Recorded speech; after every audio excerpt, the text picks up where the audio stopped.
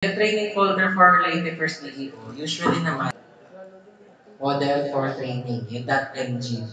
Okay, ito. So, download nyo to. So, ang ibig sabihin, ang ginawa ko for this one is para hindi tayo mag-awal sa oras. Ang gagawin natin is to focus tayo sa mga wala dun sa training natin kahapon. So, download nyo lang to. So, this would contain a one-story file na gagamitin natin initial file for the training. Tapos, habang nag-training tayo, yung material, sasabihin ko na lang kung nasa page tayo kasi mangyayari may mga na-skip tayong steps. Yung material na binigay ko sa inyo, pati yung PDF nito, is step by step from scratch. So, kung gusto nyo siyang i-practice from scratch, pwede naman. Mas ano lang natin ngayon, mas pipiliin kung makatapos tayo na maaga, pwede tayong mag-Q&A kung may questions kayo. Tapos, if may time pa tayo, pwede tayong mag-set up ng inyong design class. So, initial setup lang para madali na kayo makapag-test ng design class after kung gusto niyo. Okay? Sige, so download nyo muna to. Si onestorymodel.mgb. Tapos lagay nyo siya sa loob ng isang folder. Tapos saka nyo siya i-open. So make sure lang nasa loob pa rin siya ng folder bago natin siya gamitin later. Okay, so ganito yung itsura niya. Okay, so sige, download nyo lang po muna, tapos open po natin. Pag ready na lahat, doon tayo mag-start for the Day 2 training session for Midas building package. Okay? Yeah. Yes, one story model for training. So yan yung natin, initial file. Tapos may video din ata dito, if I'm correct. May video dito sa folder din na to. So if ever gusto nyo siyang aralin, may recording kami dati ng isa sa mga first run nito as for the maintaining clients training. So meron ditong ganito. Ay, nawala ako ng connection. Meron tayong video dito kung gusto nyo siyang aralin. Okay? So open ko lang to.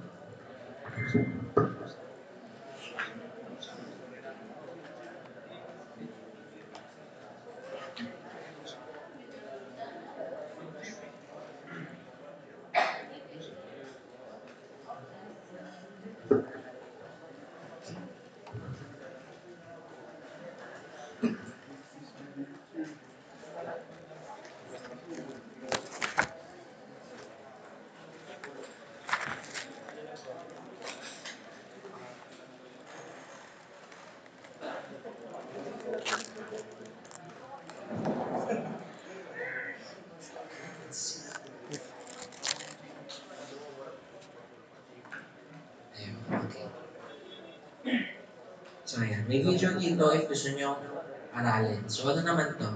Recording session ng last na training natin. So, for the additional references, ang usual na ipinapakita ko lang din naman, if ever, for the references usually is yung seismic design of concrete structures ni Nini.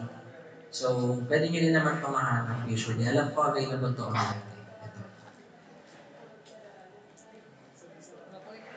Yan, seismic design of reinforced concrete structures. Pero usual ko lang naman na pinapakita dito would be the configuration of the shear wall. Shear wall kasi subjective yung location niya depende kung ano yung intent natin sa structure. Okay, so slight discussion lang tayo sa dali. Okay, pang-counter check ko lang, na-download na po ba ng lahat yung one-story file? Okay, na-download na. Okay na? Okay. So, I assume na-download na siya. So, ayan. Yung 7-story mixed-use building with shear wall. So, ito yung topic natin for today. So, this is to formally start our training proper for today. So, this would be our topic, which is the 7-story mixed-use building with shear wall, which concerns the use of the dual system sa structure. Okay, so dual system ang ating gagamitin dito.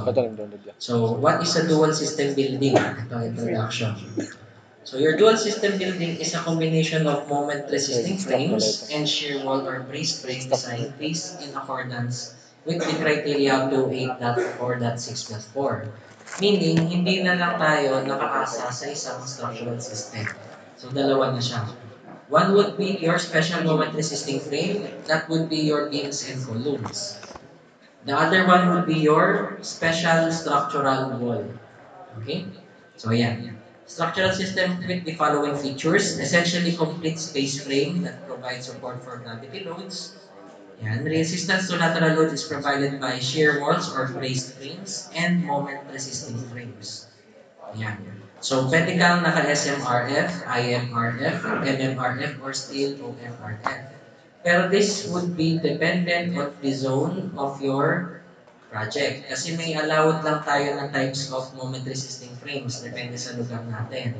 So, usually dyan, automatic naka-special pa rin tayo parehas. May limitations kasi tayo sa permitted and non-limited. Pero yun yung maging approach niya dyan. Tapos yan lang ang nakalagay. The moment-resisting frame shall be designed to independently resist at least 25% of the design base shear. So, ang requirement lang na binigay ni code, yung inyong moment-resisting frame elements should be able to carry at the minimum 25% of the design base shear ng structure. So, yung isang papakita kong may paggamit dito kay Midas would be using the story shear force ratio. Ang ibig sabihin lang nun, binibigay ni Midas dyan yung hatian ng kinakarga ng base shear ng structure mo. So, kunyari, sasabihin niya, your frames would carry 30%, your shear wall would carry 70% of the load. So, automatically, sabi mo na 25% minimum is na kaya ng inyong frame system. Pwede yun. Another approach would be using double model or dual models. Pwede yun. Kung gagawa kayo ng essentially initial model mo na dual system, tapos pwede mo kunin yung sabi natin 30%, makag-generate ka ng design for that. It is also possible. Hindi naman limited tayo dun sa isang approach. So may mga engineers din ang approach would be using double model. Okay?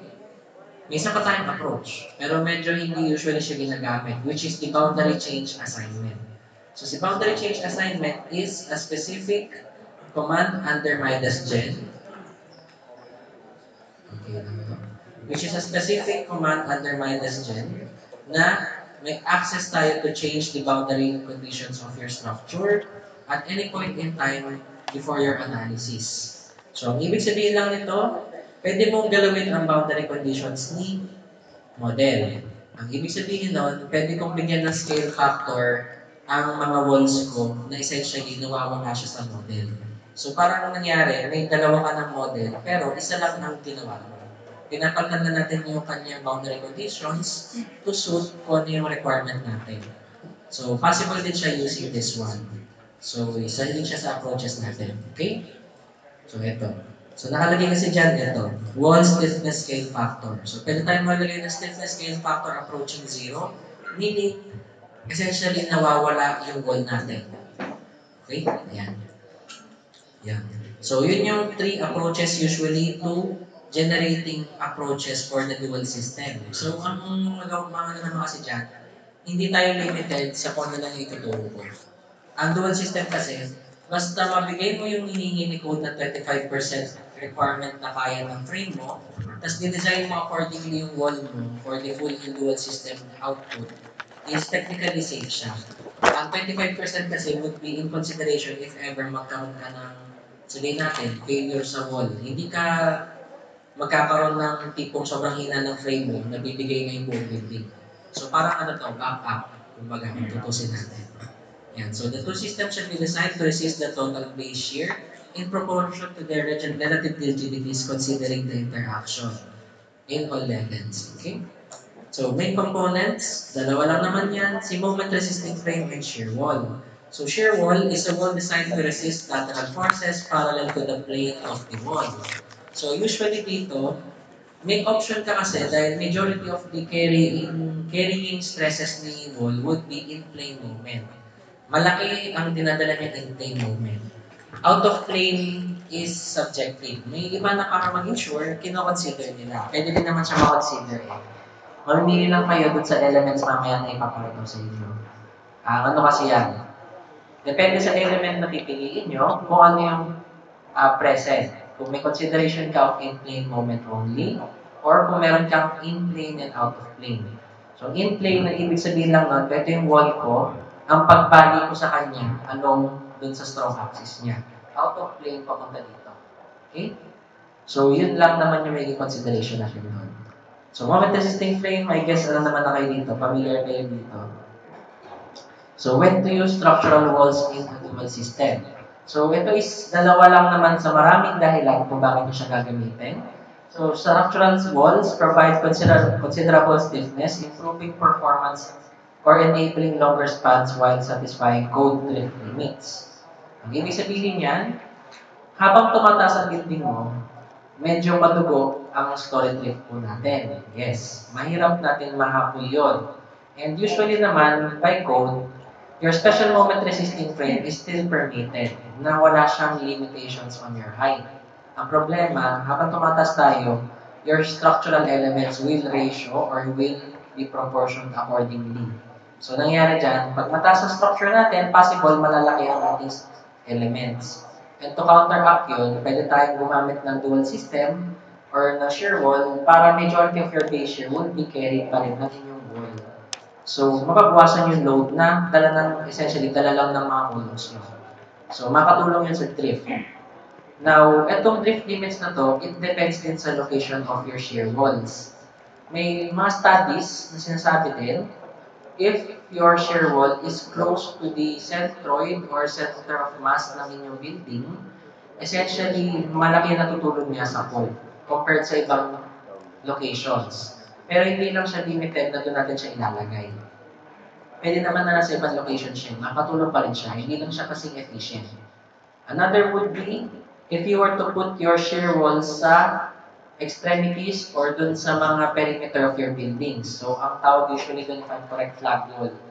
Ang nakatulong naman doon would be for twisting of your structures. So, kaya nalalagay din tayo ng walls, usually, dun sa corners. So, pantulong yon with the twisting of your structures. So, possible, ano din siya, possible na location for the shear wall. Lastly, structural walls surrounding stairs and elevator doors serves a dual purpose for enclosing vertical shafts while providing efficient axial and lateral resistance. So ano siya, double purpose siya in the sense na nakakatulong siya sa structure mo as well as nakakapag, ano siya, nagiging serving siya as core walls ang tawag usually for high-rise. So mapapansin nyo yun, for high-rise, pinapalibutan nila madalas elevator, tsaka yung kanilang emergency exit. Kasi mataas ang lateral stiffness ni shear wall. So essentially, hindi mo masyadong mararamdaman dapat yung paggalaw doon or mas safe yung location na yon, given that the shear wall is designed properly. As well as nakatulong siya for your elevators. Pero hindi siya required for elevators naman na kailangan natin pag elevator, may shear wall. Hindi naman. May elevator shafts tayo na kahit moment resisting frame lang din. So, for the elevator later, subjective yung paglagay sa kanya sa building. Dito, ang assumption ko, equivalence na lang siya dun sa sahig na nilagay ko. Pero yung iba naman, kung may machine room, nilalagay nila sa ibang location yung kung saan naka-apply yung force. So, depende na lang siya. Mamaya, try ko bigyan kayo ng ng overview. So, ito. Material consideration for concrete and reinforcement. So, this would be the minimum requirement if naka-special moment frame or special structural walls tayo. So, your considered minimum na concrete strength for your concrete should be at the minimum 21 megapascals. Ayan, normal weight, 21. So, minimum of 21, meaning minimum of 3,000. Nasa 3,000 PSI ito.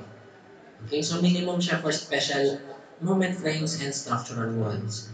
For these reinforcements naman, ito yung values for its minimum. So, usually dapat sumusunod ka for grade 280 and grade 420. Okay? So, provisions lang naman to with the use of minimum reinforcement for special structural walls. So, ito naman, familiar kayo for din sa kahapon. So, you're modeling to load and to analysis then to the optimum design. So, ito yung UI. Your framing plan will be this one. So, ito naman is, ang configuration for the shear wall is ang kinonsider ko, straight wall lang tayo. Pero your special RC wall kasi can show you a different types of configuration. So, natin tsura niyan. Kahit lang siya.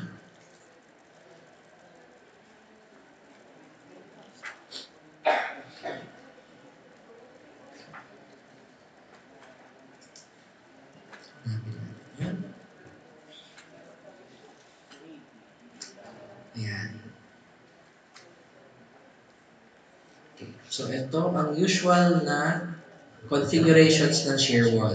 So yung pinakita ko lang kasi dito is more on the rectangular shape.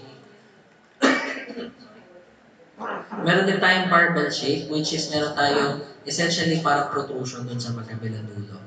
Meron din tayong mga flange walls na pwedeng L, C-type, I-type, T-type. Okay yan, pwede naman to. Ang gusto ko lang siguro i-note lang lagi for my trainees would be this one. So for the core walls, kapag magko-connect ka ng core wall ng madaming shear walls in connection to generate a core wall, usually, if hindi mo siya into full core wall talaga na may openings, ito yung medyo nakakatakot. You will have to employ the use of a coupling beam. So usually dito, yung iba ginagawa ang core nila, hindi na nila pinagdudugtong. Parang ano siya, may beam pa rin siya, pero dinadouble check nila yung requirements of the coupling beam sa code. Kasi may code si coupling beam na pag yung height to, your span to depth ratio is may value yun na makuha. Kung ano yung gagamitin mong reinforcement. Ang coupling beam kasi is subjected to high shear. So usually for those types of beams is pinapadaan pa siya to time history analysis. Then check kung may shear hinge na nag-generate. So pag ano naman, pwede ka pa rin naman mag-generate ng normal na RC wall. Pero iniwasan ko lang na kapag may ganito na may presence of coupling beam. Kasi from my experience, hindi pa ako nakapag-try for high-rise na nag-require nito. Pero na-encounter ko na to on-site kung anong itsura niya. Malaki siya na biga, ang reinforcement niya, may diagonal na reinforcement na hugis biga din sa loob. So, detailing wise, medyo madugo to. Ang nakatakot kasi dyan is, may iba naman na nagde-design ng ginagawa, in-adjust siya sa scale factor na mas madugo yung stiffness scale factor niya to be lower compared to the normal pins. Tapos, in-adjust nila yung span to make sure na wala silang diagonal reinforcement. Which is pwede rin. Pero ang ano kasi dito, unless meron na tayong assured na design of coupling beams, I would forego using this configuration muna. Okay? Pero you are also free to use the other configuration. So, easily ko lang yan, ingat lang tayo for the configuration na may coupling beam. Pero other types of configuration is always okay. Okay? Ingat lang naman siya, ibig sabihin ko. Yan. So, your flange beams with a flange type na shear wall is also possible. So for these types of shear wall naman, usually independent ko na lang chinecheck ang shear wall for both axes. So dapat meron ako. And pag masyadong malaki ang shear wall mo, magre-reflect at magre-reflect siya na kukunin niya ang karamihan ng base shear ng inyong structure. So pag ganun yung nangyari, pwede kayo mag-double model approach. Malaki yung kumbaga medyo conservative siya. Okay? So for now, I use the rectangular shape only to be considered a shear wall for the interior and exterior ng building. Kasi ang ating ginawang dito would be this one. Ayan. Ang locations ng wall natin is here. So dito, andito ang ating walls to simulate an elevator portion ng 7-story lang. So parang additional support lang siya for the elevators. Tapos naglagay ako ng assumption of another wall dito for helping lang sa pag-twist ng structure. Kasi kapag dinamihan ko pa siya, dumadami masyado yung shear na tinatanggap niya. So medyo oversized yung shear wall ko for my framing. So medyo pwede nyo itong i-adjust. Okay? Nag-scale usually ang shear wall based on the height of the structure. So pag maliit lang naman, hindi naman kayo magre-require na sobrang kapal at sobrang haba ng pader. Okay? Yeah. So ito, ang gagamitin natin for our training. So your considered na settings or considered na design criteria is this one. So we have a minimum compression strength of 5,000 PSI. Ang yield strength is 420 megapascals or grade 60. Ang ties and stirrups would be considered grade 40 or 280 megapascals. So this would be considered ang structure natin na yung first 3 floors is commercial output. So for commercial purposes. And your next 3 floors will be residential purposes. So nagkaiwalay ang ating considered na occupancy doon. So sinimplify ko lang siya as residential and commercial. Your slab self-weight is considered pa rin as a load kasi naka-frame analysis pa rin tayo dito. Yan. So roof deck, meron tayong slab self-weight, floor finish, and ceiling and utilities. Live load, So commercial space stores retail ang kinonsider natin for your commercial space, which is 4.8 kilopascals. Residential is considered to be only basic floor area. Roof deck din naman is 1.9 kilopascal. So ang assumption, the roof deck will not be accessible for the commercial area para malimit yung amount of live load considered for the roof deck. Next, wind load and seismic load. Ito medyo katulad na naman ng kahapon. So meron kang specified for your wind load and for your seismic load. The difference only being your ductility coefficient is 8.5. Ito, pareha siya ng value with the SMRF. Ang SMRF ay 8.5 din yan. Ang difference lang nito, ang kanyang consideration is special reinforced concrete structural wall. So ito would be specific to shear walls. So, ang magiging ano na lang dito, I will have a slight discussion later for the type of element. Kasi, if may mga naka-encounter na ng other softwares, baka familiar na kayo sa mesh analysis. Yung may plate tayo, tapos naka-mesh. Yun kasi, usually ginagamit natin for slab and normal RC walls. Pwede yun. Ang ano nga lang nun, hindi siya papasok under shear walls. Meron din naman si Midas nun. So, you have the option of two elements. 5,000 later, okay? So, this would be your values na summary of your floor loads for later. So, meron kang commercial, residential, and roof deck. So, nakahati na siya for this one. Next would be your properties. So, material natin is grade C 5,000. So, this would be under ASTM standard. So, 5,000 PSI. Around 35 megapascals to. So, your columns, ito yung kanyang dimensions. For girders, ito din yung kanyang dimensions. Ngayon, stiffness scale factor. Now, the stiffness scale factor are values limiting the moment of inertia of your structure specified under Table 406.6.3.1a of the NSCP 2015.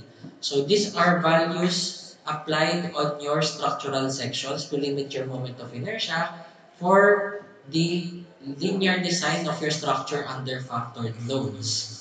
So, pag tinignan nyo ito kay table 406, bibigyan ka niya ng table kung ano yung values ng stiffness scale factor ng mga members mo.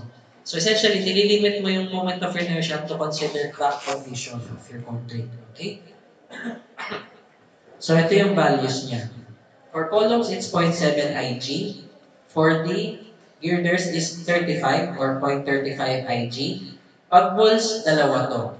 May values of 0.7 and 0.35 respectively. 0.7 is kung ang consideration mo for your wall is uncracked. Pag ganun, kailangan na lang natin ma-prove usually na hindi talaga nag-crack yung inyong wall. So for that, assumption would be usually chine-check yung stresses or yung moment if nag-exceed kayo sa cracking. So usually iba nakita ko, chine-check siya sa cracking modulus. Natama na alala ko. To be conservative, ang ginawa ko, fully crack ang assumption natin sa kanya. Ngayon, pag tinry nyo to, i-try na, kunyari, nag-run kayo ng model na walang stiffness scale factor. Next is, meron tayong stiffness scale factor na uncrack. Tapos meron tayong crack na wall. Progressively, makita nyo, nadadagdagan yung shear na dinadala ng inyong frame elements. So, hanggang hindi pa siya nagka-crack, mas malaki yung shear na pinapagan ng inyong wall. So, makita nyo yung force distribution nun. Pag itatry nyo ito i-run manually. Kunyari, gagawa tayo ng model. Progressively natin i-check. Mag-iiba yung pagbuha niya ng forces. So, for this one, I assume crack na consideration niya.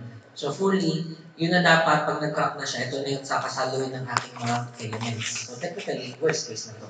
Dapat. Okay? So, crack, walls, and consideration ko. So next, this would be yung kahapon lang naman natin.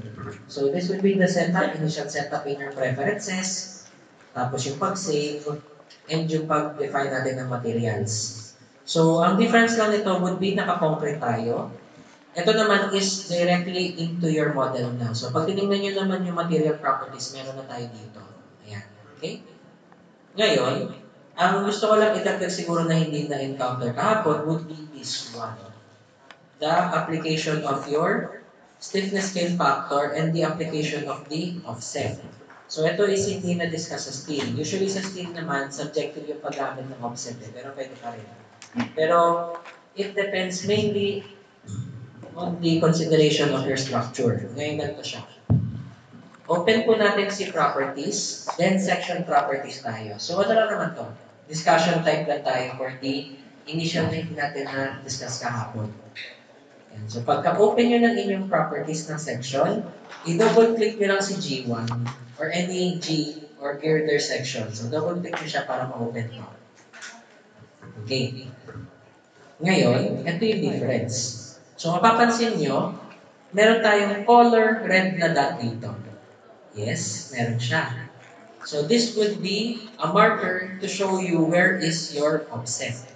So offset being ang ating warframe, or if familiar kayo, di ba nalala niyo kahapon, pag nag-control H tayo, nagiging stick model siya. So that would represent the centroidal axis of your section. So tama din, may nagtanong sa akin kahapon, nalala ko kahapon, paano pag still siya? Centroidal ba ito yung consideration? Yes, tama yun. So essentially, your centroidal axis will be the location of the representative element sa warframe. Ngayon, pag ginawa natin yun, ang essentially na itsura niyan in your model, pag pinagawa kayo ng concrete, for example, is ganito. So this is your representative element for your column. Tama? Yung line element niya, yung stick model. Ang section niyan, ganito. Ayan. Ay, ito. Around like this. Tama? Ngayon, pag meron tayong beam element, kunyari, color blue, this would be your representative element ng warframe mo. So, ito yung stick model ng beam mo. Ngayon, if you were to consider yung section view niyan, ganito yung itsura niyan sa model. Ayan. So, pag ganito yung nangyari kasi, hindi nyo nakukuha yung consideration ng totoong elevation ng girder. So, tinuturo namin yung change offset if ever gusto nyo siyang ilagay sa model nyo na nakapantay tayo sa sahig. So, if you would like na yung inyong elevation na floor to floor is yung eksaktong 3.5, pwede kayong maglagay ng offset para ito would be papantay siya. Bababa ito. So, kaya mapapansin nyo dito, yung red dot would be where your representative element would be. So, nakababa na siya. Pumapantay tayo dito, which is pantay siya with your floor-to-floor area. May effect ba to? Meron. Pero usually, sa building structures, maliit. Maliit na usually negligible. So, may mga engineers na nagagawa ng both approaches, which is okay lang. May nade-develop kasi ito na slight eccentricity na pwedeng magkaroon ng konting moment na dagdag. Ang effectively kasi ginagawa ng ating offset would be, since binaba natin itong element na to, for example dito, yan. So, napansin nyo na dito yung ating offset, tama? Pero yung centroidal niyan is nandito. Itong distance na to would be parang ang ginagawa ni Midas dyan, to put it simply, may link yan dito sa magkabilang side. So essentially, may nakakabit yan na link na connected siya. So it will degenerate your eccentricity or yung maliit na moment na nandun. For building structures, case-to-case basis, usually negligible siya kasi maliliit lang naman yung sections natin. Sabihin natin kalahati ng 0.3, 0.15 lang yun, 0.2. Ang nakakatakot dito, paano pag-bridge? Ang bridge is 2.5. Minsan 3 meters pa yung depth niyan. 1.5 meter. Malaki na rin yung moment effect nun. So for those types of assumption, you would need to use the change offset. Pero ito kasi, ang nagiging problem na dito, kung preference ni engineer, ginagawa na lang namin is center top lang. Ito siya. Ito, yung change offset. Naka-center top lang tayo para magpantay lang yung girders natin dun sa floor-to-floor elevation. So for us, medyo okay na siya para if ever gusto na lang ng engineer to be specific, pwede.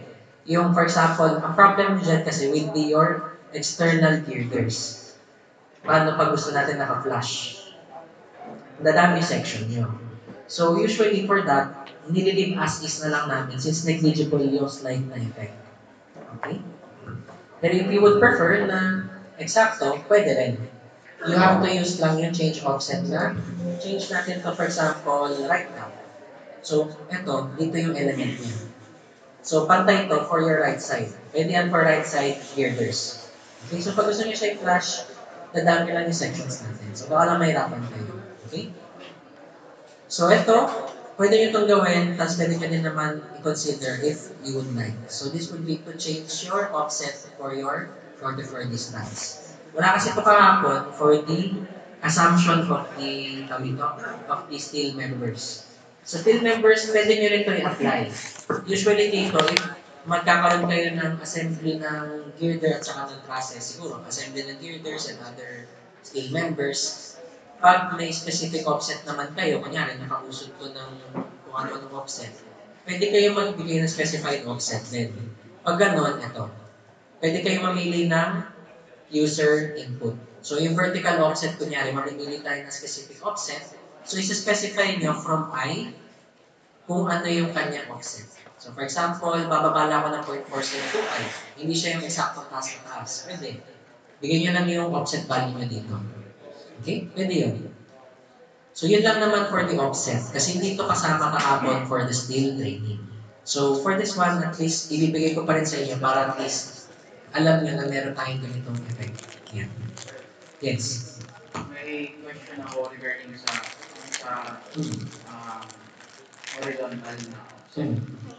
Kasi, for example, okay yung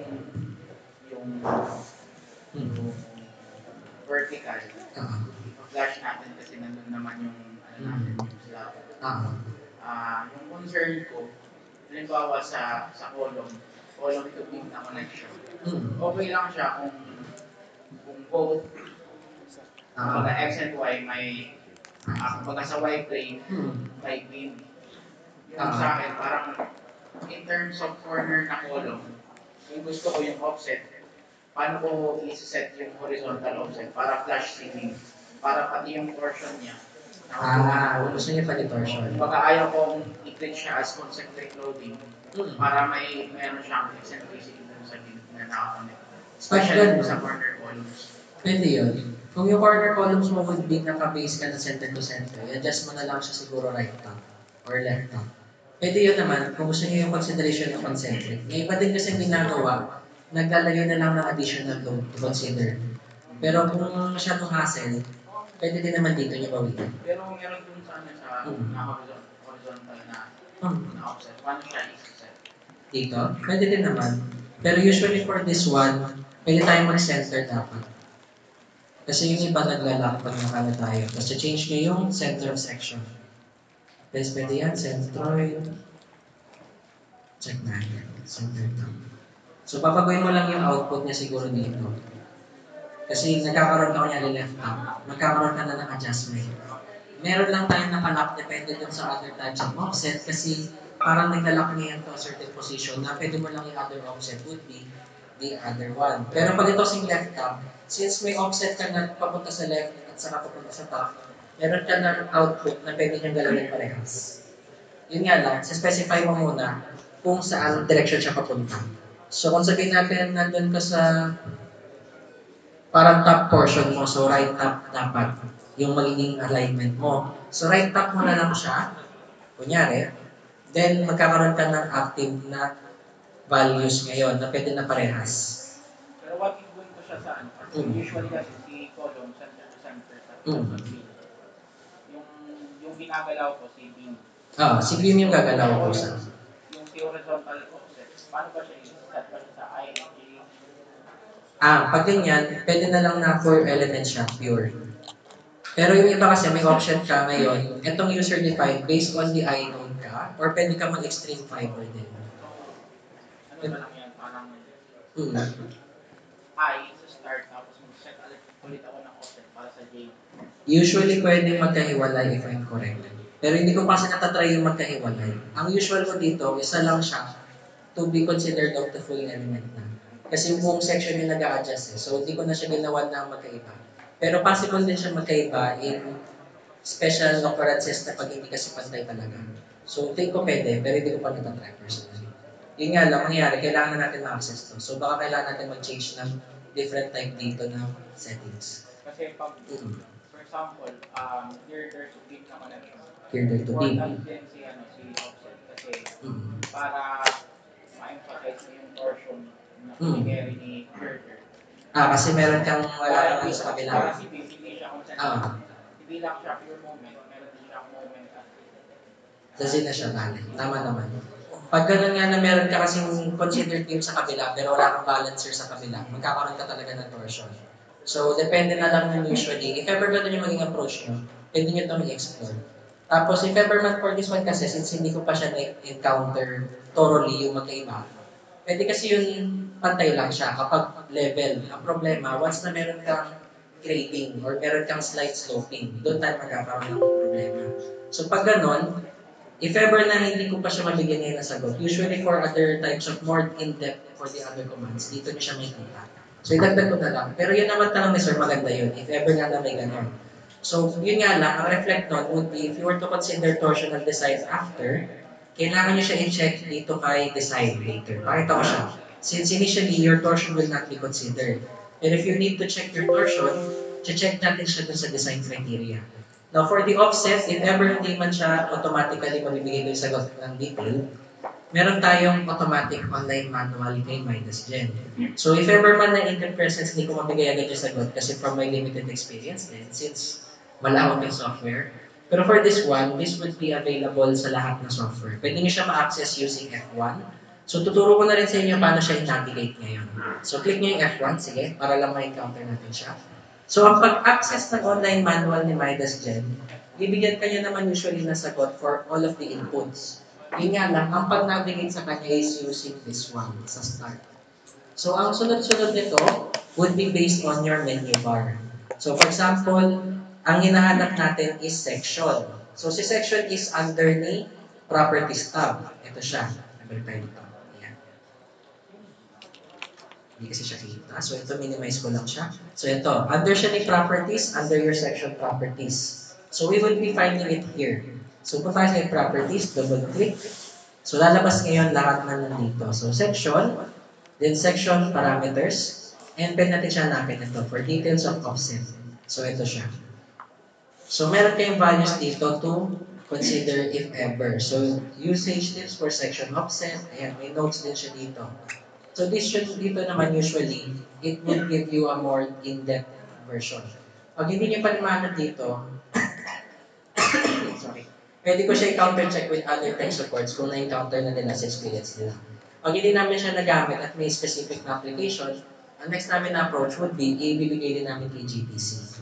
So ano naman yun eh? Hahanapan din namin kayo na makatulong usually for the specific application. Pero tama yun, maganda yung tanong natin, lalo na pag torsion yung pinag-usapan. So pag ganun, it's either mag-user-defined ka, pero pag dalawang ends na yung pinag-usapan natin, yun yung gusto ko i-confirm.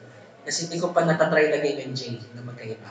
Pag may makita akong reference, balikan kita sa pagdating. Okay? So, yun naman yung maging ano natin kung sakali. So, for this section, you could use the offset if ever. Pero meron din tayong isa pa ditong offset. Which is, if I'm correct, ito, beam and offsets. Pero ito, for this one, is hindi ko pa ito na-encounter. Kasi ito is, kinukuha ko na lang yung akin from the section offset, from the start pa lang. Kasi may dalawa tayong ginagawang method. So, your section offset, essentially, in-offset natin yung section, nag-generate siya ng imaginary rigid link. Meron din naman iba, may no-model siya using this one or using the rigid link itself. Ito siya. Oo, dami yung katumbas nito. Pero ang difference lang nito, ang rigid link kasi may presence of master and slave node. So, medyo ma-apt ito. Dapat alam mo sino yung humihila at sino yung hinihila. Ang usually workaround naman doon would be using elastic rigid. Yan, elastic rigid naman. So this kasi, siling elastic link, kahit sino yung humila sa kanya, okay lang. So kagandahan with this command, may engineers din na gumagamit nito with the connection of the roofing system to the frame. So para na malimit nila na kunyari, pin connection lang siya or fully moment. Pwede yun. Pag dikit kasi tayo, automatically fully rigid yun for all six na forces and moment. Pag dito, pwede ka mag-limit. So, although ito, hindi nga lang ito na-encounter usually for buildings. Ang usual application nito is for bridges, for bearing path. Okay? So, yan. Magandang discussion. So, pwede nyo naman i-note yun pala, sorry, kasi hindi yun kasama dito sa usual training natin or sa material. So, balik tayo sandali. Next, ito. So, na-discuss din natin ito kahapon with regards to the local axis. Kailangan kasi, alam natin, aling value ang binibigyan natin ng stiffness scale factor. Ayan. Ayan. So, ang stiffness scale factor kasi natin, ang sinasabi, you would limit your gross moment of inertia usually for bending or kung saan siya magkakaroon ng cracking dapat. So, ang usual na assumption natin, alin yung bending axis natin dito sa local. Kasi local yung bibigyan natin ng section stiffness scale factor. So, makita nyo siya dito. So, IYY and IZZ. So, yun dapat yung lalagyan natin ng scale factor. Kasi hindi naman natin nililimit yung moment of inertia niya for X kasi for torsion naman yun. So, ang lalagyan dapat natin dito sa ating stiffness scale factor should be the IYY and IZZ. Ayan, itong dalawa ito. Kaya pag nakita nyo siya, nandito siya sa F and Y and Z. Ayan. Okay?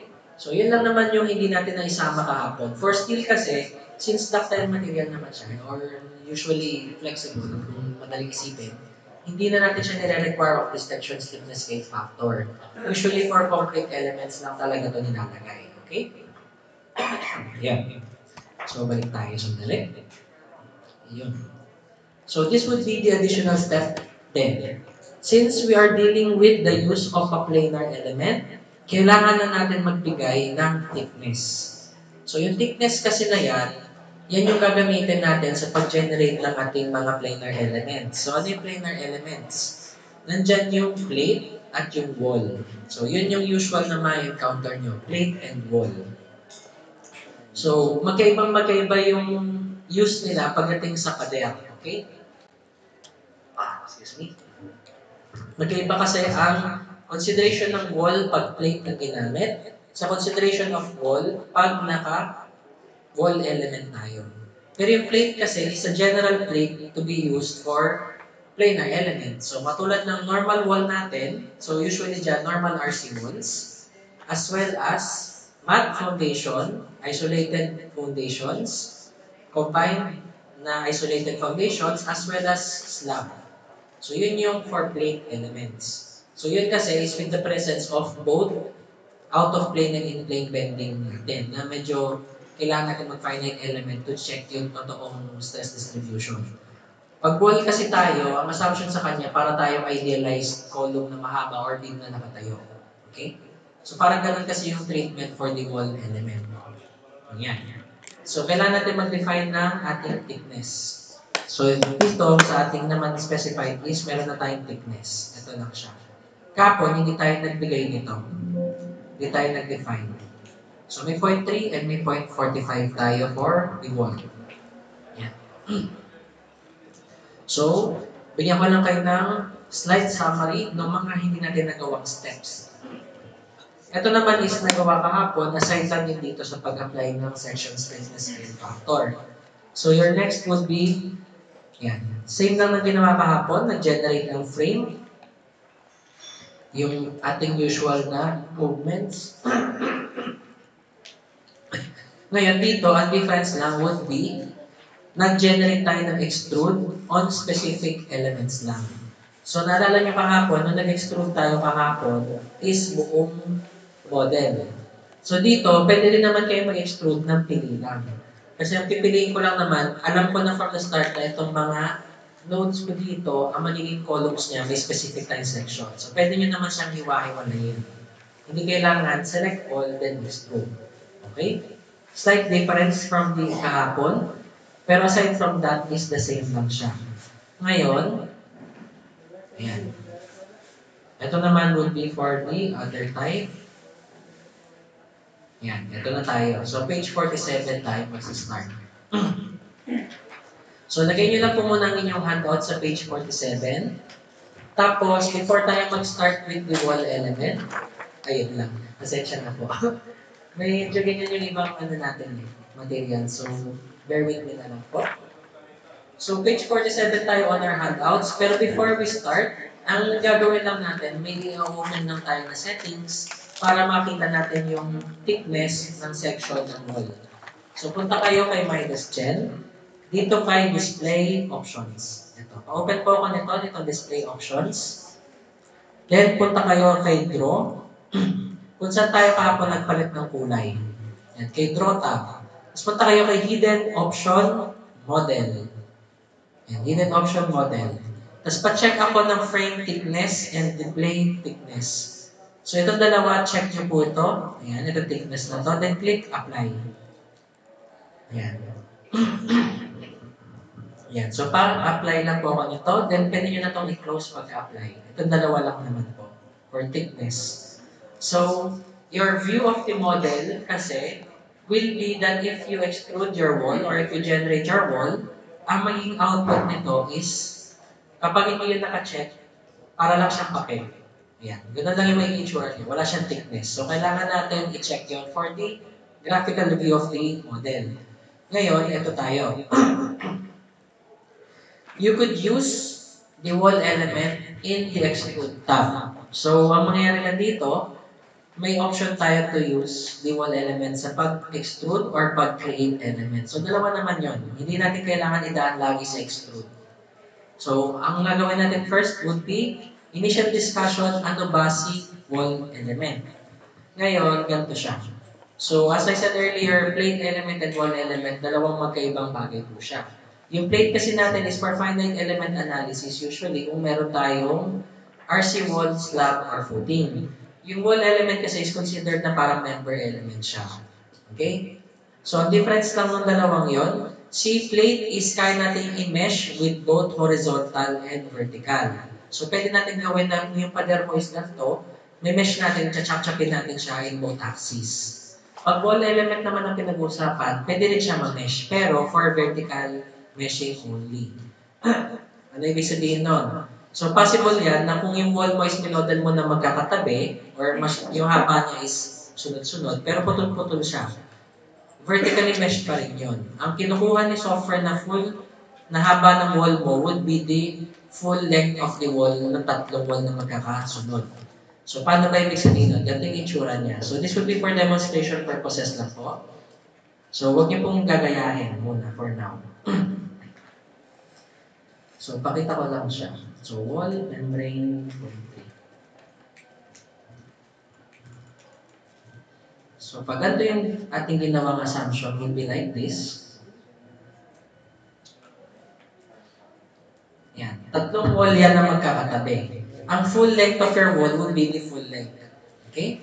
So, ganun yung assumption ni software as long as their wall IDs are the same. Okay, ulitin ko, as long as their wall IDs are the same. Okay? Ngayon kasi, mapapansin nyo, meron tayong thickness na ginamit. Pero, paano natin malalaman sino ang wall na to compared sa ibang wall? Diba? Wala siyang section name. Wala tayong G1, wala tayong C1, wala tayong W1. Ngayon, ang pag-generate ng naming of your wall would be based on the wall ID. Okay, so later ipakita ko siya. So pag pare-pares yung wall ID nito, essentially kinukuha yan as one straight wall. So pwede siya for vertical.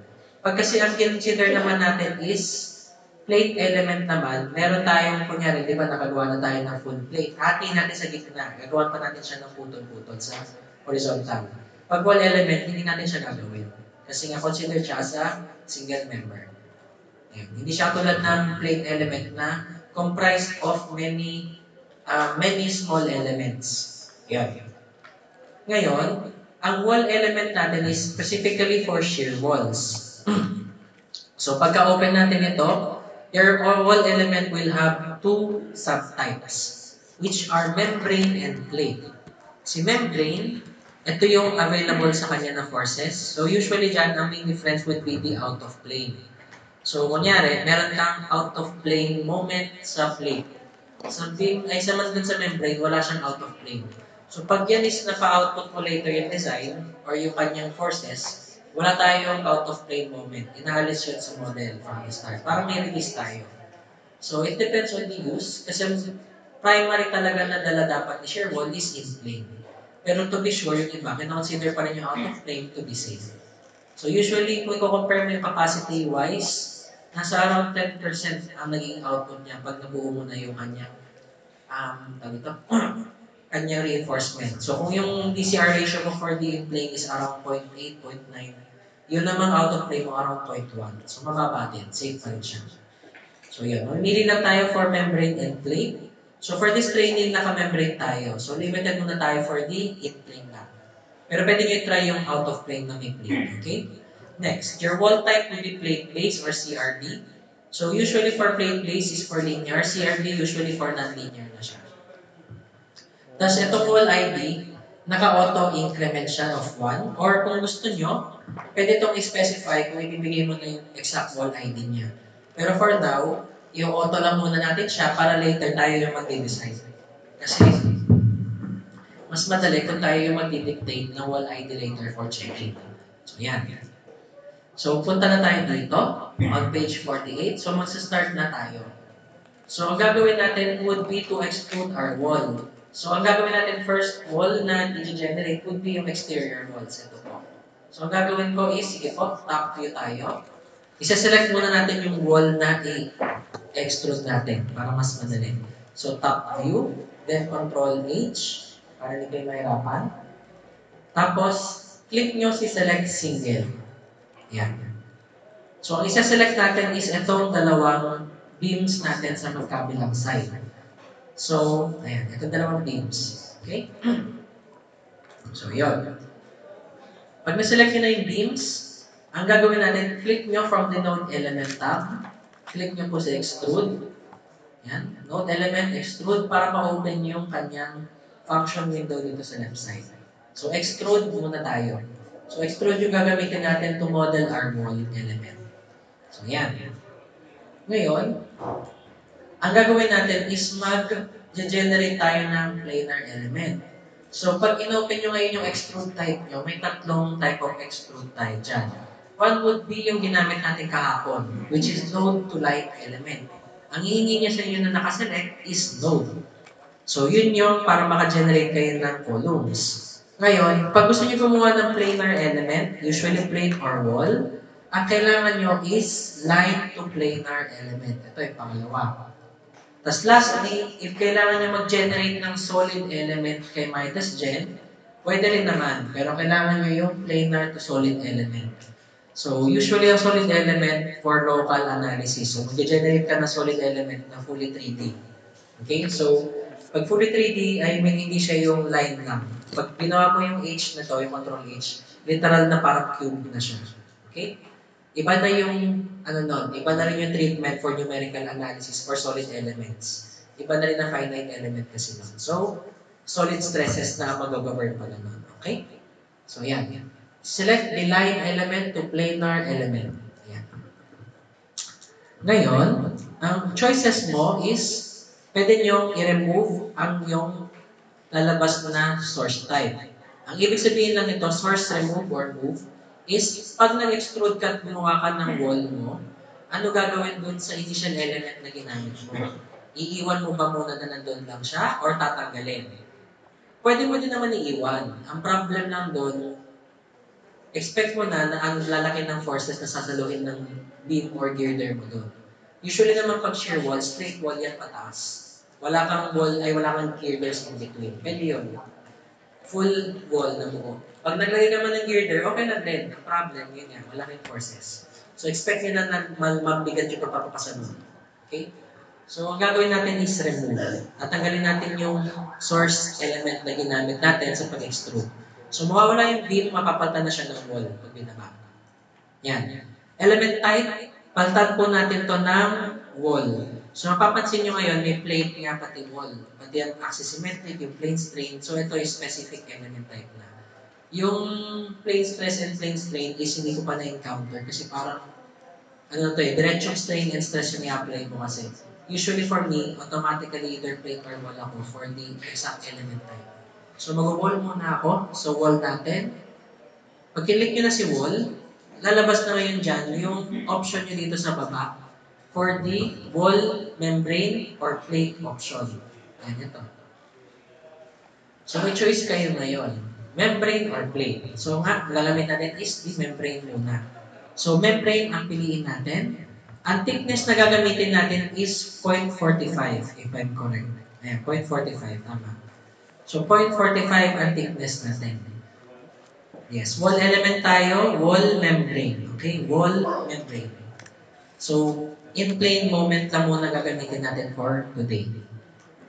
So, next natin na gagawin would be, punta kayo dito sa baba. Then, maglalagay tayo ngayon ng ating value of 0.4 or negative 4 dito.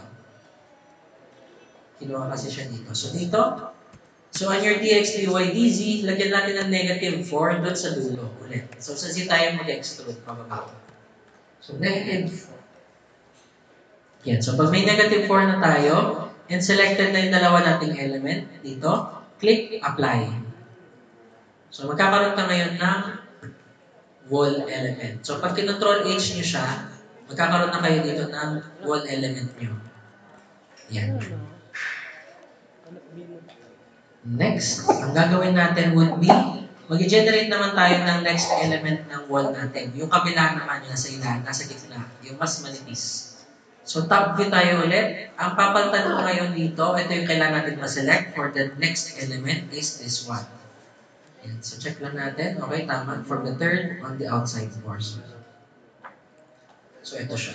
Select ko lang. So, from the third, this one. From the third, this one. From the third, ito. From the third, ito. So, ito yung isa-select natin na element. So, pa-select po ako nito.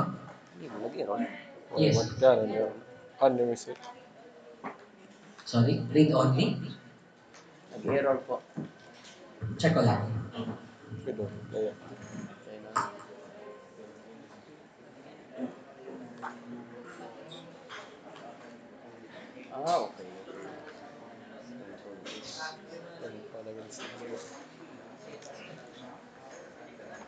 Control isi yang ngayon. Isi mo na ito ngayon, Jack.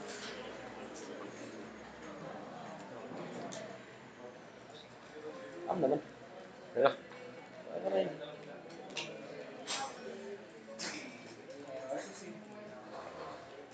Lagi yan. Sí, de otro, de otro. Diri. Oh. Otro la ya. Ano yan, Jack?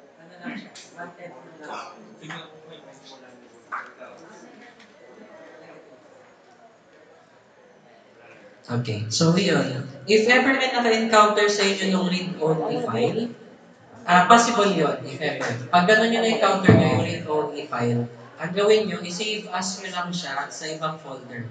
Tapos saka nyo try ulit mag-apply. So pag gano'n, possible na yung initial file na ginawa ko is may settings na nasabing read-only. Wala naman akong sinet. Pero if ever gano'n yung ma-encounter nyo, save as nyo lang siya sa hiwalay na folder. So pag ganun, automatically, baka na yun. Mag-save na siya under a new file. So essentially, file nyo na yun. So pwede na tayo mag-apply. Okay? So yun lang. Sige, pwede nyo muna i-try. So pag na-highlight nyo na itong next na to, ang papatan lang natin dito would be 0.3.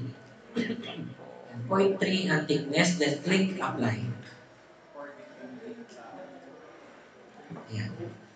Ano lang naman siya? Para lang mapakita natin na may options kayo to use this element. So pag naman hindi kayo mag-share wall, a normal RC wall lang, pwede kayo mag-plate. Yung plate naman is mas maganda if you were to use normal RC walls na may opening. Kunyari, flag walls ng paligid na mayroong mga bintana, pwede rin yan. Mas accurate nga yan, ito simula sa normal wall. Ang purpose lang bakit tayo magagamit ng wall element is ito kasi yung meron application for special size provision, yung boundary element rebar. So, pag kailangan talaga nun, shear wall siya, yun. Pero pag normal RC wall lang, usually hindi naman siya nire-require ng ganong klase detailing eh. So, yun yung may difference niya sa bali. Ayan. So, sige, apply nyo lang muna. Antay ko kayo ma-generate itong mga walls natin. So, ito naman is hindi kayo limited to use of extrude only. Pwede din naman kayo mag-create element. Meron din yan dito. Ayan, may wall din naman dito. Pero bibigay mo sa kanya yung 1, 2, 3, 4 na nodes kung saan mo siya dito drawing. Ayan. So, pwede din siya dito. Okay? Sige, output nyo muna yung wall. Pag nagawa nyo na yung wall, next tayo mag-ano. Next step natin would be to generate yung structure. Sige, nagawa lang po. Kung gusto nyo makita yung sinelect ko, ito siya. Negative 4. Wall Change tayo. lang po. Wall membrane. Ang thickness. Antique lang. Ang grade wala yun. Ito. So, line to planar, Ito niya. wall membrane. Wall membrane. Sige, go lang.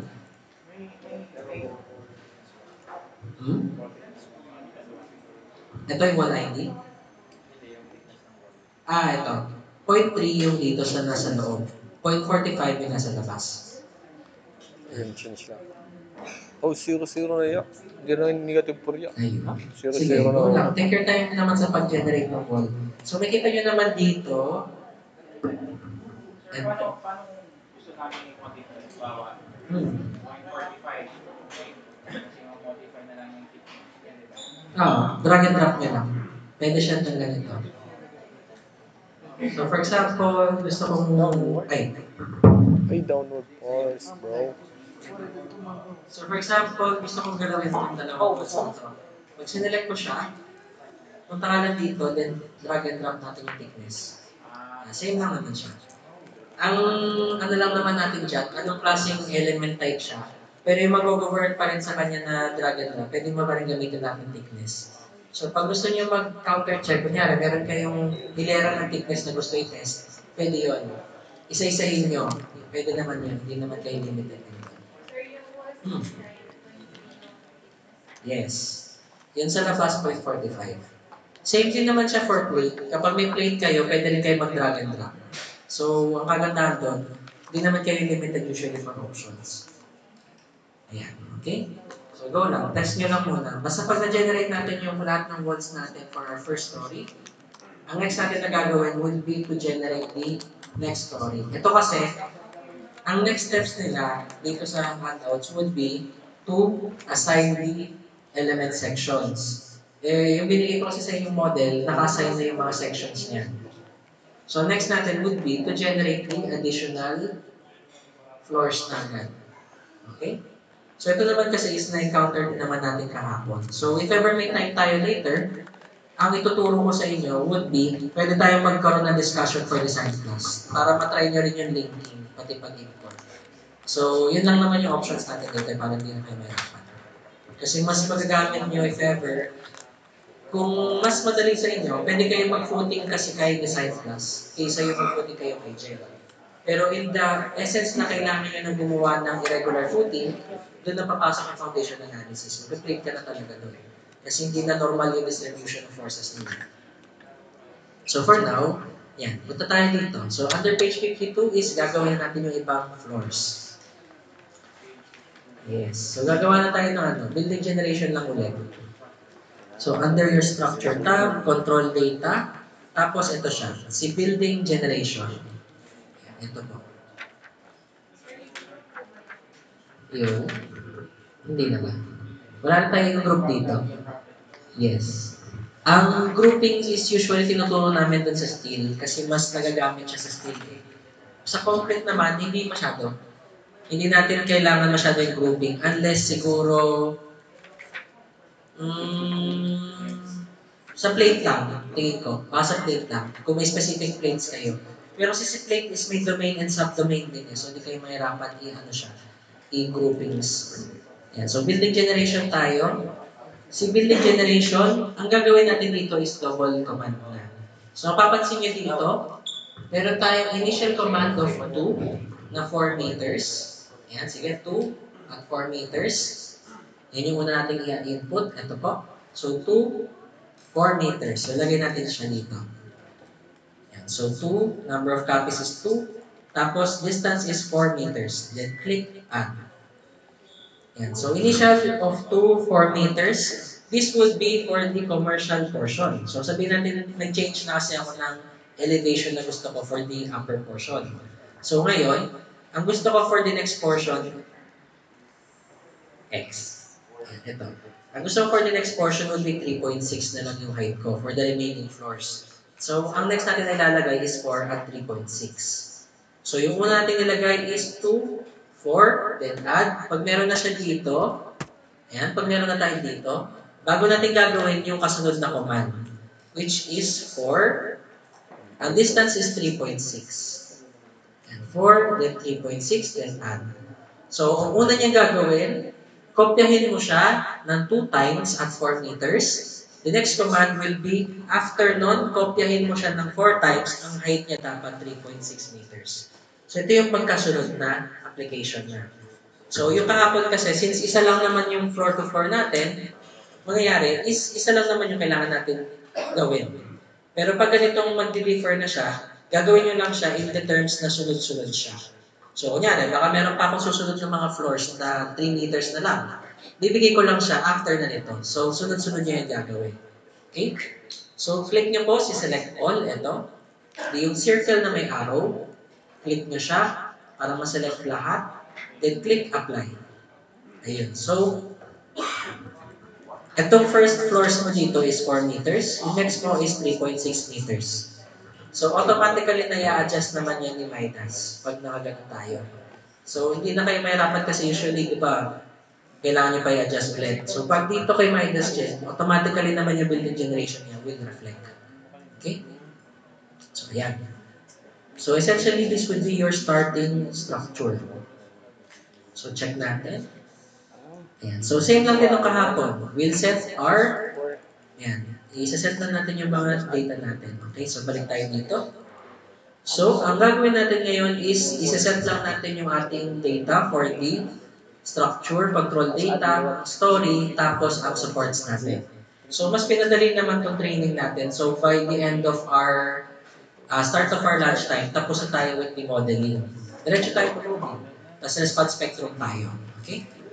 So, yun yung ano dito. Mas focus kasi ako dun sa hindi nyo na-encounter kahapon. Tapos pag may gusto kayong ma-encounter pa siguro na usual nyo na-encounter sa normal softwares nyo, sabihin nyo lang sa akin, tingnan ko kung may mabibigay ako suggestions.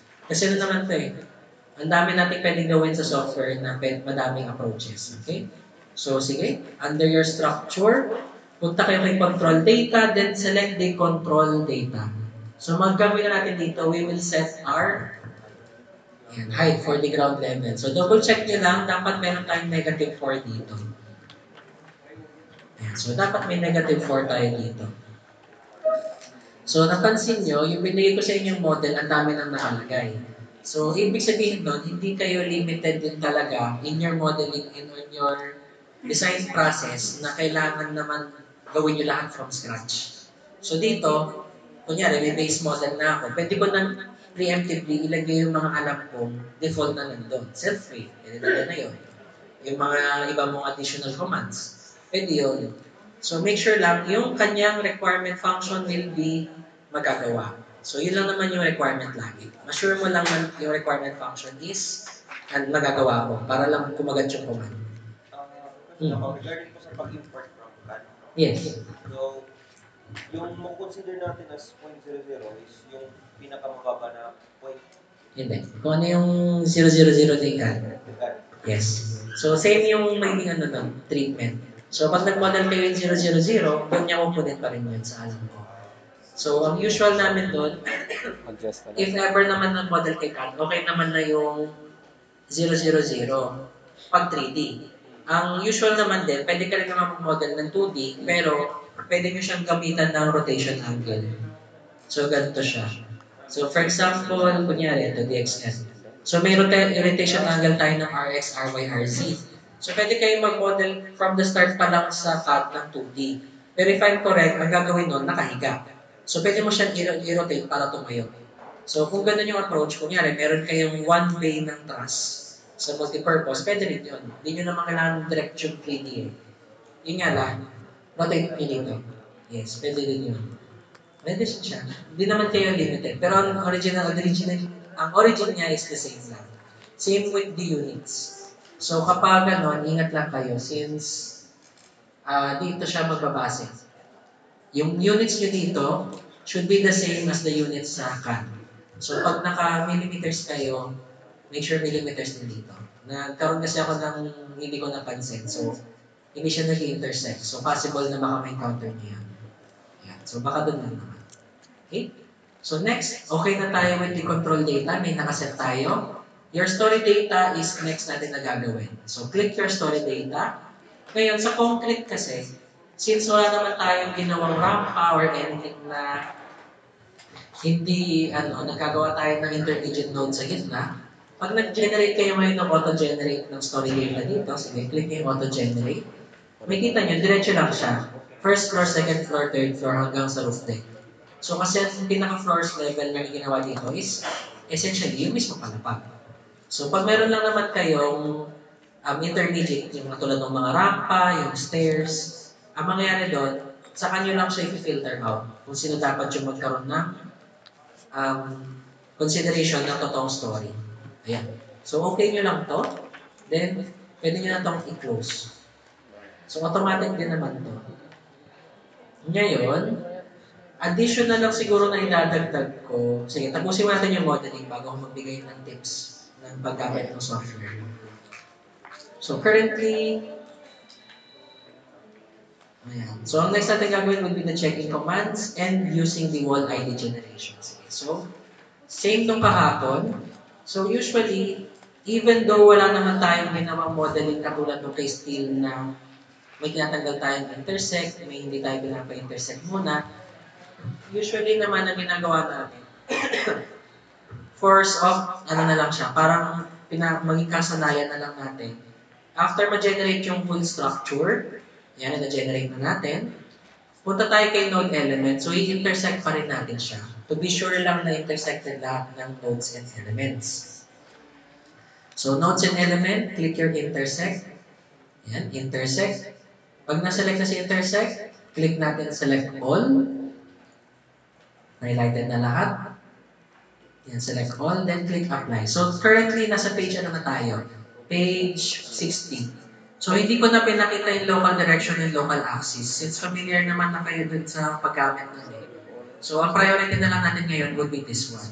Since yung ating training kahapon is madami tayong beses nag-intersect, kung alam nyo naman in your project na hindi kayo nagkaroon ng ganong klaseng modeling approach, inaano pa rin namin, in-encourage pa rin namin, mag-intersect pa rin kayo and check duplicate elements. So sige, select all, then apply para lang ma-intersect lahat. Then punta kayo kay structure tab and click the check duplicate elements. So usually these are checking commands for the normal modeling procedure. Okay, ulitin ko yun, normal modeling procedure. Bakit? Ngayon, for the building procedure kasi usually, hindi tayo nagre-require of the use of dummy elements or overlapping elements kay building. Kay bridge kasi, if familiar kayo siguro or na-encounter nyo yung grillage model or modeling, may presence kasi doon ng mga elements na sadyang pinagpatong. So pag may mga elements tayo na talagang sadya na may overlapping, kunyari, sabihin natin may approach din kayo na ginagawa for building nun. That is the only time I would not require you to use the check duplicate and the intersect. Ano kasi yan eh? Kung sinadya mo na magkapatong sila from the start, alam mo pag nag-check duplicate ka, alisin mo yun. So it defeats the purpose ng approach nyo for the structure. So ano lang to? These are checking commands kung normal lang naman yung structure natin. Pero kung may sadya tayo, may pinagpatok tayo, huwag natin ito gagamitin kasi alam natin tatanggalin niya. Kung baga ganun lang. Iwasan natin kung talagang alam natin gagawin niya dapat. Okay? For the intersect, it's a good practice ng lagi namin na the intersect would be used. Kasi may times din naman sa CAD siguro, nag-model tayo. Usually naman sa CAD, buo siya. Pero hindi natin naiwasan na baka meron pa rin tayo na drawing na hindi siya fully intersected sa nodes. Kunyari, napadiretso mo siya. Eh, hindi naman nalata sa CAD yun dahil point and line. So, kaya good practice pa rin lagi, pinapadaan namin muna yung intersect bago tayo mag-check duplicate. O, kahit alam naman natin hindi kailangan, better pa rin na gawin, to be sure. Okay? Yan. So, next natin would be this last command. So, di ba sabi natin kahapon, under your structure tab, ginawa natin si control data, si story, and si building generation. Ang hindi natin ginamit kahapon, si auto wall ID generation. Si auto wall ID generation naman is para makapag-generate tayo ng wall IDs ng ating mga elements. Ngayon, automatically, i-filter out na yan. Pero kapag alam nyo naman na hindi siya dapat yung wall ID, we will have to change it. So, pakita ko muna siya kung paano gumagana. So para makita natin paano siya gumagana, ang gagawin natin para makita is ganito. So punta kayo dito sa workstree po natin.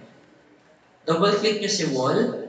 Then click F2. So i-isolate lang natin siya para madali natin makita yung pag-generate ng wall ID. Ayan. So F2 po muna natin. Next, punta kayo kay display. Ito, yung ating monitor na walang gear. Ito. Ayan. So click nyo si display. Okay. Then punta kayo kay element. Ito. Then select nyo si wall ID. Then click apply. Ayan, apply. So makikita nyo ngayon. Ito. So display, element, wall ID, i-check, then click OK. Display, ito sa display, element, wall ID, then click apply. So ngayon pag kinlose nyo, mapapansin nyo may number ang inyong wall. So, yan ang kinoconsider natin na section ni wall. Pag lumabas tayo sa results mamaya, sasabihin niya, wall number 1, wall number 2, wall number 3, 4, 5, 6. Kung ano man yung ginawa natin.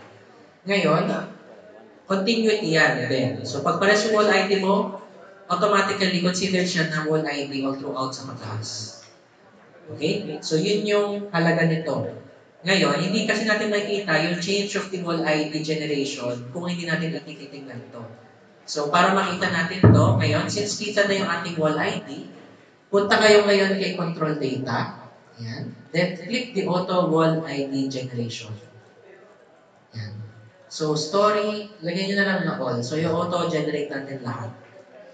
Ayan. So, pagkalagay nyo, all, click OK. So, yun. Makikita nyo ngayon, binago nyo na yung numbering ng wall ko per wall na.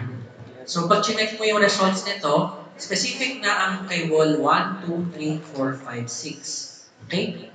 So, bakit ko sinabing in case hindi siya maganda yung results?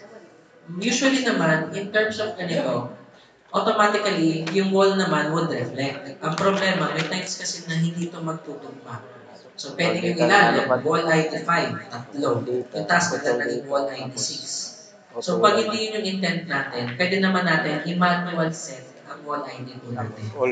So, yung pag-set noon is ituturo ko ngayon. Para at least, kung gusto nyo mag-counter-check na alam nyo namang mali yung na-generate ng automatic, gagawin natin ng intervention. Okay? Sige. So, pares na tayo. Naglabas na yung 1, 2, 3, 4, 5. Ayun. So, ganito siya. Same with the element type kahapon. In any times na hindi nagtugma ang inyong element type or inyong wall ID or ang inyong local direction, ang lagi natin gagamitin pang ayos, punta tayo kay ng element ito, si change parameters. Yes. Sige, check ko lang. Possible na lang yan, yung setup.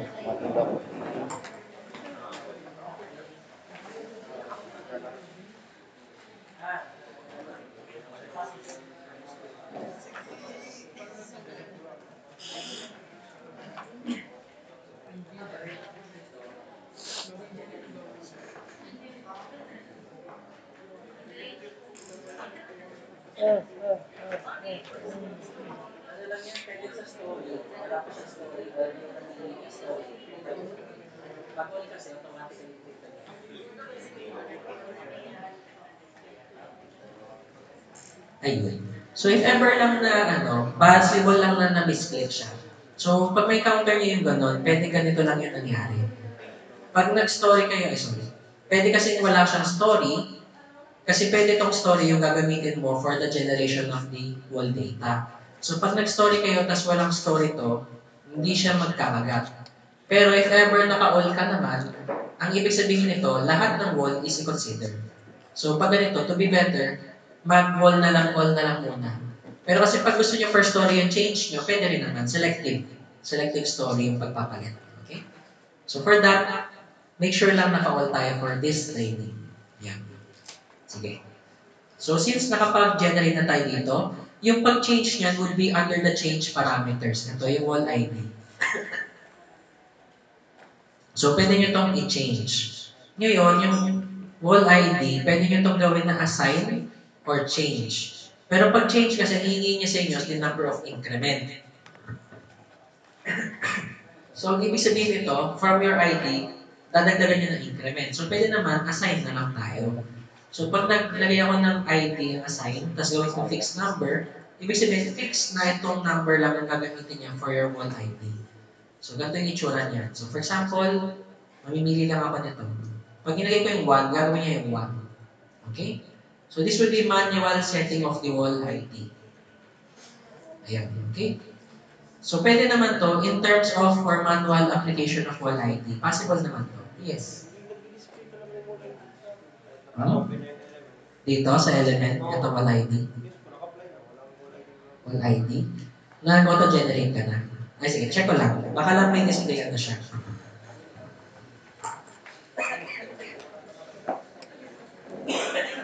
Ay, parang alam ko na kanina nangyari. Tama na. Ano siya? Sige, pakita ko lang siya.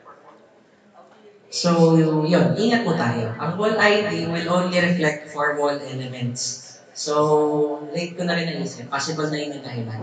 So, your wall ID will reflect only on wall elements. Pag ang nangyari doon, possible kasi na doon sa extrude nyo, nakapaglagay na tayo ng wall. Pero, pwedeng na scroll up to. So, possible lang na nagkaroon ng mistake. So, pag gano'n yung nangyari, ang na-generate dyan is plate element compared sa wall. So, para ayusin yan, ang gagawin lang natin dyan, double-click nyo lang yung plate element. Sige, double-click mo siya. Then, punta tayo din kay change parameters. Ito, change parameters, then element type. So, yung gagawin mo sa iyo would be ganito, plate to wall. Yan, ganito. Yan, plate to wall. Then, apply mo lang siya dun sa plate elements na na-generate. So, ingat lang kayo dun kay element type sa generate sa extrude, pati sa plate elements. Ano lang yun? Na-scroll up lang yun siguro na di mo napansin. So, nung na-generate siya, naging plate. So, pag plate to wall, membrane, click mo lang yung apply. So, automatically, ang gagawin yan, lahat na i-generate ng wall muna, initially would have the wall ID 1. Pwede naman from the start, ibigay mo ng wall ID. Pero, ito, since sabay-sabay mo siya i-change. Take, wall, membrane, wall ID 1, apply. Ngayon, pag wall na siya, lalabas na yung dapat. Ayan. Tapos para maayos na lang yung number, auto wall ID generation na lang. Para mag-reflect siya. Ayan. So, ingat lang kayo for the element type. Usual naman siya, yung ganito. Ayan, nagagalaw to. Ito. Usual yan. Pag nasa-scroll nyo yung scroll wheel na hindi nyo napansin, gumagalaw to. Same thing kay extrude. So, kahit ito, gumagalaw din to. So, ingat lang kayo pagdating dito. Usual naman na ano to. Hindi siya sa pagkukulang ng engineer. Nakakataon lang na sensitive lang yung controls. Ayan. Okay? So, this would be your wall ID. Ngayon, yung wall ID nyo would reflect the section name later. So, yun lang naman yung kailangan natin i-specify. Firstly, for your wall. Okay? Pag plate kasi, hindi natin kailangan ng ID. Kasi yung plate mo would have individual results per plate element. Usual yun. So, nangyayari lang kasi sa plate element, since naka-meshing tayo, kung ano yung critical value and results natin, yun yung ginagamit natin. For wall kasi, it matters kung sino yung wall na pinag-usapan natin since it will reflect yung haba ng wall natin. Yan. Sige. So, okay na tayo for this. Para makita nyo yung whole structure, Control A tayo. Para lang bumalik siya. Tapos tanggalin lang natin yung ating wall ID ulit. Para lang hindi na siya kita. Ayun. Ngayon, check natin sandali. Ayan. So, wall ID. Next natin is support. So, support then the wall stiffness scale factor. Okay? So, for your supports, para hindi kayo mahirapan, ang gagawin natin sa supports is the same as the earlier type na ginawa natin. So, front view tayo. So, after ko ilagay yung ating supports later, supports pati wall stiffness scale factor, saka tayo magpo-proceed na lang sa tips muna for using the software. So, para later, diretso tayo sa loads. Mabilis na kasi yung load since nag-apply na tayo eh. So, yan. Front view tayo. Tapos, ang siselect dapat natin would be all of the nodes sa level na to. Ngayon, pwede nyo gawin yung ginawa natin kahapon. So, select single, then select natin from this portion. Yung ganito. Pwede naman to. Okay? Another way would be, pwede gamitin nyo ito. Select by plane. Ibibigay mo nga lang yung kanyang point dapat. So, for example, x. Ito. So, ang gusto ko is -4. Select. Okay. Ayun, para ma-select siya. Ito naman by plane. So, pipiliin nyo, kunyari, by XY plane, ang hanapin niya, lahat na nasa XY plane isa-select niya, doon lang sa position ng Z na pipiliin nyo. So, madami kasing ways yung selection dito. Hindi lang namin siya laging tinuturo kasi hindi naman siya laging nagagamit din. So, it depends sa user kung preferred nila yung ganong selection method. So, pwede na naman yung select single, then select natin from this portion. Basta select natin lahat ng ating nodes dito sa lower level for our supports. Ayan. Pag selected na yung nodes, punta tayo kay boundary. Click natin yung define supports. Ayan. So, define supports, then click the all and are all. Then click apply. Ayan. Para may supports tayo sa ilalim.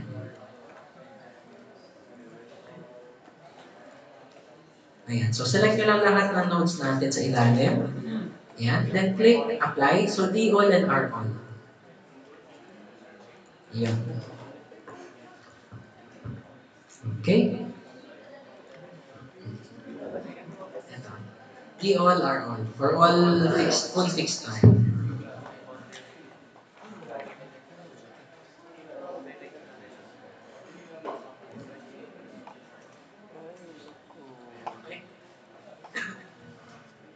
So, sige. Input nyo muna yon. So, next natin na gagawin would be to apply our stiffness scale factor. Ngayon, punta kayo kay Properties tab. Yung stiffness scale factor na nandito na sa model natin initially would be the stiffness scale factor of your section. So, ito siya. So, itong scale factor, meron yung drop down. Makikita nyo ito yung options nyo. So, under the section, pwede kayong mag-apply ng section stiffness scale factor directly on your section. So, lahat ng may section na yon may scale factor. Pwede rin element. So, ito naman yung element scale factor. So, pag ganito, same siya ni stiffness, pero specific siya to the element. Bakit? Kasi may times tayo na ang provision ni code would be for all column and for all girders is ganito yung value. Pero may second provision siya doon na pwede ka rin gumamit ng section stiffness scale factor of 0.5. Pero usually, may provision pa siya kung kailan pwede gamitin. So, may engineers na preference is ginagamit sa 0.5. So, kung gusto nilang iba-iba, pwede kayong gamit ito using the element stiffness scale factor. Tapos nasa ilalim would be for your wall and your plate. So, for wall and plate, dito natin i-define ang kanyang stiffness scale factor. Since ang lalagyan natin ngayon is wall, select mo yung wall stiffness scale factor. Yan. So, since ang kino-consider natin dito ngayon would be for the bending, dito tayo maglalagay sa bending. So, 0.35. So, may effect ang kanyang reduction. So, 0.35 tayo for bending and action. Ngayon, wall plate or wall CRB, since naka-wall plate naman tayo, dahil hindi tayo for non-linear, so wall plate ang ating i-click. So, ang gagawin natin para ma-select to, pipiliin natin yung elements na lalagyan, which is yung mga walls. So, punta kayo kay workstate, ito. Double-click nyo yung walls para ma-select lahat ng walls. Then, click apply. Yan. So, pag na-apply na siya, magkakaroon kayo ngayon dito sa ilalim ng value ng wall stiffness scale factor. Okay? So, yun. So, meron tayong wall stiffness scale factor. So, pwede nyo na ito i-close. So, ito yung ating 4D modeling ng structure. So, kinorgo ko na lang kasi na para hindi na tayo mahirapan. Ngayon, ang idadagdag ko na lang siguro would be tips na pwede nyo ma-encounter when using the software. Para later, diretso tayo sa loads kasi medyo may clean na din yung loadings. So, ang gagawin natin, I would like na mag-start tayo at around 1 p.m. later for the loadings na lang. So, for now, magkakaroon tayo ng discussion na lang muna with regards sa use of the software or other tips and tricks. Ngayon, ganito. Yung import by CAD is naturo ko na. So, isa yon. Another would be, if you would have projects na natapos na gamit si -gen, and alam nyo na parehas ang kanyang section na ginamit, is pwede nyo siyang i-import. So, hindi nyo na kailangan mag-re-input. So, ganito yung itsura nun. So, for example, kahapon, naalala nyo ba kung nasan yung laman ng folder nyo kahapon for the project kahapon? Yung mismo model file. So, pwede nyo i-try siya. Try nyo sa Properties tab. Open nyo yung section Properties. Sige, kahit kayo, sa inyo din. Try nyo din gawin. Gusto nyo. Para lang makita nyo na pwede siya. So, under your Properties tab, ito is wala na sa material natin. Dagdag na lang din na tips before tayo mag-start ng break time. So, kung meron kayong mga projects na natapos na beforehand, pwede nyo i-click itong import. So, pag i-click itong import, hahanapin nyo yung project kahapon. So, for example, ito siya. So, double-click mo si training. Makakakuha niya ngayon yung selected list nung mga laman na section ng project mo. Pero, nakalagay dyan 1, 2, 3, 4. Yung ID niya 1, 2, 3, 4. Tama? Pag pupunin natin to into a current project na meron ng sections, make sure i-click nyo new ID. Kasi itong new ID is mag-change siya to the new ID para dito. Kasi pag ginawa yung 1, 2, 3, 4, i-override niya yung 1, 2, 3, 4. Yan. So, yun lang naman siya. So, pag in-okay mo, makuha niyo dito. So, if ever your projects would comprise of the same section sizes, at least hindi na kayo mahihirapan mag-input. So, dinadagdag ko lang to para at least alam niyo na pwede niyo ito gawin. So, hindi na kayo mahirapan. So, for example, if meron din kayo, kunyari, sabihin natin meron na kayong stat file or ibang file, pwede rin kayo i-import. So, pag in-import nyo siya, dito. So, pwede yun pag in-import nyo. If I'm correct, makukuha pa rin naman yung geometry ng structure nyo. Magdi-differ lang yan with regards sa loading kasi magkaiba yung syntax eh. So, pwede yun na mangyari. Import nyo muna yung model nyo dati. Kung pala sa section nyo, pwede kayo gumawa ng database. So, kung sakaling kailangan nyo ng section nito, hanapin nyo na lang doon, import nyo na lang. Lesser hassle. Okay? So, dagdag lang siya na binibigay ko for the usual tips and tricks to use this. Ngayon, for your dynamic report generator, ipakita ko na lang din siya before tayo mag-break time. Si dynamic report generator, yung sinabi ko kanina. So, in the times na kailangan natin ng... Sige, open ko na lang yung kahapon. Ito po. Okay, for a while, open ko lang to. So, this would be para may response na tayo nakasama. So, your dynamic report generator will help you in the revision of your report. So, for example, ito yung model natin kahapon. Tama? So, since may post-processing tayo, meron na tayong report. So, kung kukunin ko itong itsura ng structure for the report, pag nag-right-click ka dito, you will have dynamic report image. So, this will be for image files. So, click nyo to. Sasave natin siya. Sabihin natin model. So, next, sabihin natin gusto ko ng graphical result na may deformation. Sabihin natin SLCB7. Ayan. So, pwede ko itong i-set as dynamic report image ulit. For example, table. Let's take reaction lang. Ganito. So, ayan. Pwede natin kunin ito. Dynamic report table. So, pag generate nyo ngayon si dynamic report, andito siya kay tools. So, under your tools, ito siya. Dynamic report. Okay? Ngayon, pag click nyo si generator, it means the dynamic report generator will open a new document or open a document using Microsoft Word. So, ngayon, nakita nyo dito, i-open nyo yung Word natin. So, medyo ingat lang kayo dito since may na-encounter ako na kapag non-authentic is minsan nagkakaproblema sa pag-connect. So, ayusin na natin yung pag-crack. Yeah. So, yun lang, in case lang. Basta ang nangyari kasi, it will open your Microsoft Word for you and your report will be drafted here. Para makuha niyo yung access for any dynamic report, chart, table, images, andito siya.